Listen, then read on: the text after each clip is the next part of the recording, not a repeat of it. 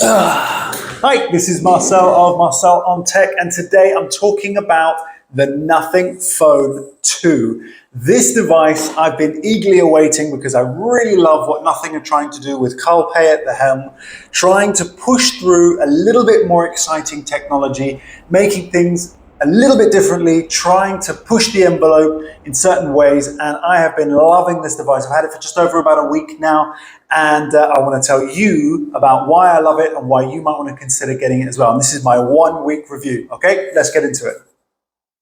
May I take your order? Okay, so let's get into it. Let's talk about the Nothing Phone 2. Now, this device here has got the Snapdragon 8 Gen 1 chip in it, which is last year's chip.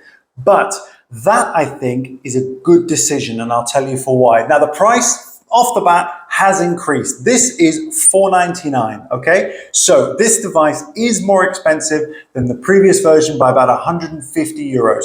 Now, is that warranted? Well, first of all, they are a startup company. They were always going to want to try and bring in their interest by making the newest or the first phone as affordable as possible. And this is their next iteration. I think the price is still fair for what it is. And I'm going to tell you what my pros and cons are with this device after just 1 week of use. But the thing that stands out the most, of course, is going to be the glyph background. This is the unique feature, aside from the fact that it looks an awful lot like an iPhone, particularly in the hand. There is a distinct difference now with the back cover, which I'll talk about in a minute. But from the front, it very, very much looks like an iPhone.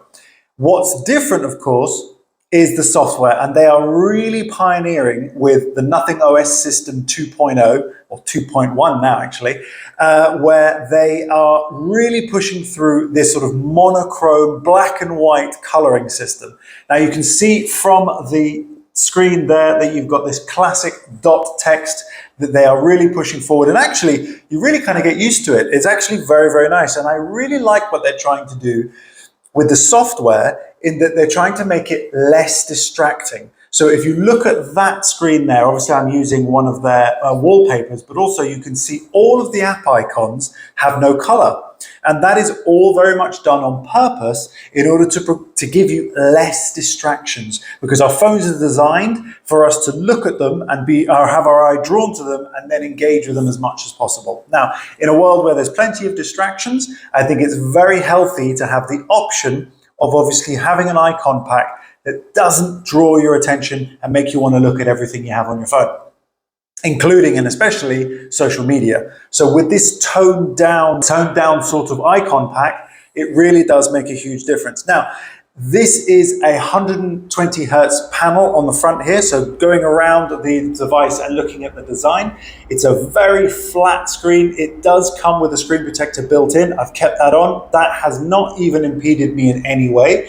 I actually quite like the one that's on there. I didn't even notice it for the first couple of days and then wondered whether there was actually one on there, and there is. You've then got, of course, all of the antenna grills along the edge here. You've got 2 at the top with a microphone. You've got 2 on the side here. Get rid of some dirt there.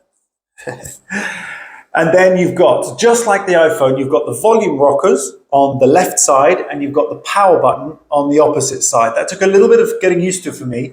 And what I find myself doing every now and then is accidentally, when I'm trying to hit the power button, accidentally hitting and taking a screenshot. I've taken about 6 screenshots without meaning to. But that is just the side effect of having them on opposing sides.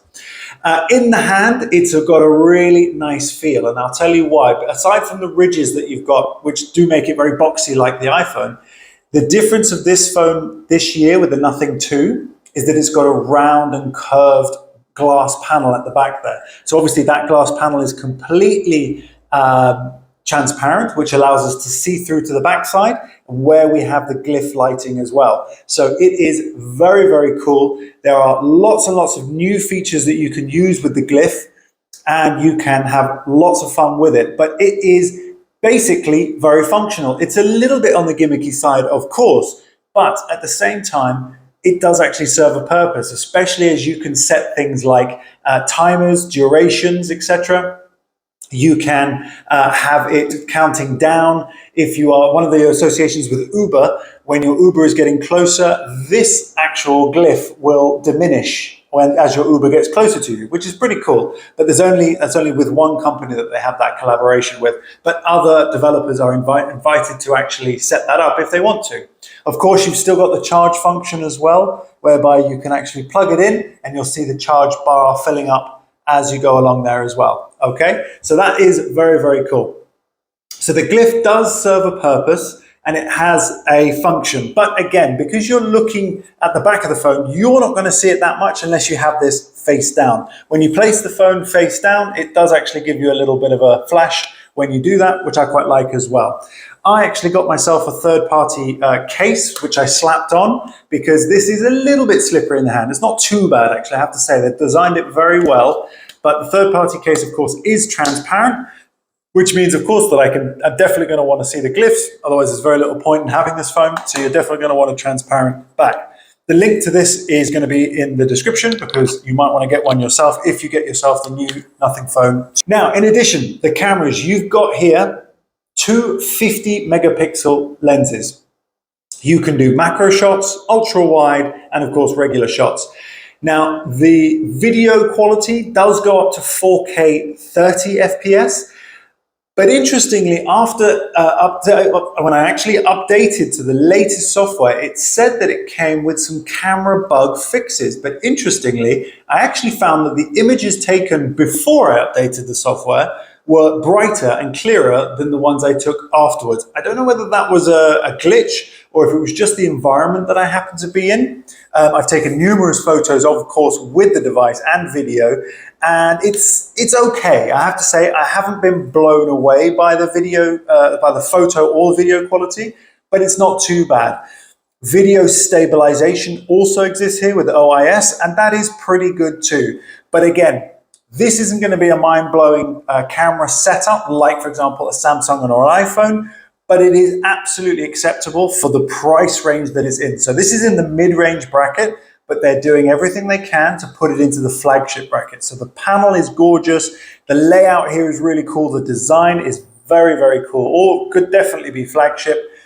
The camera sensors are not necessarily the best in the world, and therefore also the computation as well. They did talk an awful lot about improving the camera quality. I don't think that they've necessarily got there yet, but I do like the camera software. It's very well laid out, and it's very easy to use as well. So I've been very impressed with the panel and the use of the camera. The camera images themselves haven't been A+, but I'd give it a B+ at the moment. The other thing that I've really enjoyed is the battery life. The battery life on this has surprised me. This is a large 5,000 milliamp hour battery in it, and I actually was getting to more than a day. I've seen a couple of tech reviews saying how this is just a day use. I actually was ending my day with heavy use with about 30 or 40%, which has really surprised me, really surprised me. After the initial setup, you always get a little bit of battery drain because there's a lot going on in the background. But once it's done that initial setup, it actually worked really well, and I've been really impressed. Of course, it's got wireless charging, hence the coil on the back side, very cool.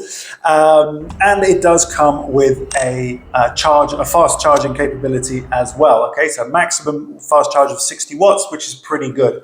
I have a fast charge cable here, but I always have my wireless station as well, so I can top up whenever I need. The wireless charge isn't very fast, it's 33 watts, which is pretty good. Of course, the Snapdragon 8 Gen 1 is proving to be a very efficient chip. So if nothing else changes, I would be really pleased with the battery life on this device. And I have to say, that is a big pro going for it.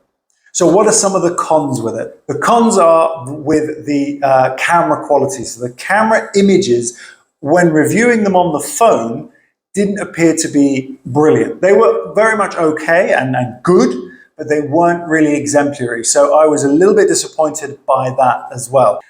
So the weaknesses of this device are that it does not have any expandable memory. Now, the one that I got here was the 12 gigabytes of RAM, and I got the 256 gigabytes of storage. So this is the higher end version. There is another one that does the 512 gigabytes. So in terms of onboard storage, that was pretty good, but you don't have the option to expand the memory, obviously via an SD card. It does have a dual SIM, so that's very handy. Of course, being 2023, there is no headphone jack whatsoever. So you won't find any headphone jack. For me, that's not a big deal. I quite like having wireless headphones anyway. But for a lot of people, that's important. So there is none of that. And the selfie shooter has a maximum of 1080p for video. However, on the plus side, the software for portrait shots on the selfie camera, I feel, has actually been remarkably improved from the Nothing 2 and actually has taken some really, really nice, in good light, really, really nice selfies from this device. So I've been quite impressed by that actually. But there is definitely some software and some softening going on of my skin and so on. So of course, it's making me look good, but I don't mind that too much. So overall, what is this device and what are my recommendations? If you've got the Nothing Phone 1, you don't need this one. Simple as that. If you're looking for a very decent, mid-priced Android phone that is working with nearly vanilla Android and works very, very quickly, has no design issues or faults, then this is the phone to go for. It's an excellently priced one. The only issue I've had regarding software was actually to do with Chrome, but I don't know if that's something to do with Chrome on the device or if it's just a glitch of some description. With Chrome browser, the screen freezes up. I don't know why. It's difficult to recreate sometimes. Sometimes it works buttery smooth like it should because of the amazing 120 hertz. But on other times, it just completely freezes and I literally can't get anything to work until I switch it off or shut the app down and then go back into it, and then it works fine. Don't know what that is, but otherwise, everything else has worked really, really well, including gaming, apps, social media. All of those things have worked really, really nicely on this device. If you want to get it for the unique features which are becoming increasingly functional for the glyph aspect, and you like to have something a little different, a bit like their earbuds as well, then I cannot recommend this enough. The links will be in the description below. This is a really cool device. If you can get it on offer, you can't lose. The price is already reasonable, I feel. So this is a recommended Android device if you are on a slight budget and you don't want to go for the flagship Samsungs or iPhones, then this is definitely a good option with an amazing screen and a very good camera, an acceptable camera for sure for this price range. Okay, if you've got any questions or comments, please put them down below. I'd love to hear from you. Don't forget to like and subscribe, of course, and you'll see me very, very soon in the next video. Otherwise, until then, thank you so much for watching. Bye-bye for now.